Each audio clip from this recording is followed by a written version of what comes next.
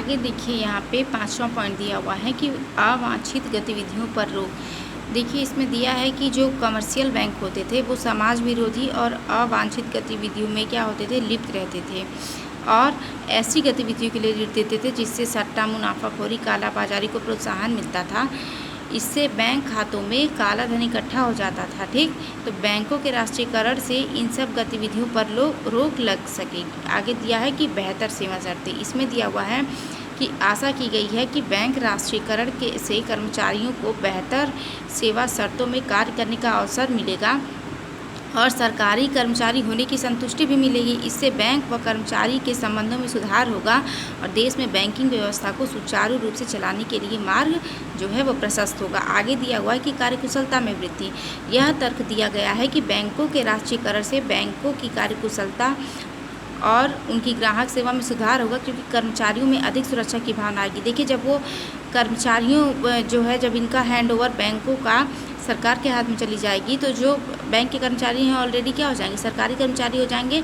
तो इससे जो है उनके अंदर सुरक्षा की भावना आ जाएगी और वो अच्छा काम क्या करेंगे। फिर दिया 8वां, जमाकर्ताओं को सुरक्षा।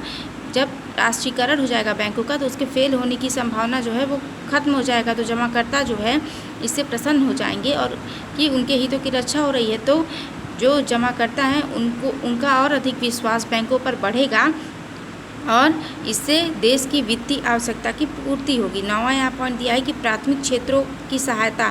पहले यहाँ पे दिया हुआ था कि जो भारत में व्यापारिक बैंक के विरुद्ध एक बड़ा आरोप ये भी था कि वो केवल बड़े उद्योगों को ऋण देते थे, कृषि और लघु उद्योगों को जैसे प्राथमिक क्षेत्रों की उपेक्षा करते थे। और यह आशा की गई कि राष्ट्रीयकृत जो बैंक हैं वो कृषि, लघु उद्योग, फुटकर व्यापार और प्राथमिकता वाले क्षेत्रों को पर्याप्त मात्रा में साथ देंगे। आगे यहाँ पे दिया हुआ है कि अन्य देशों की सफलता।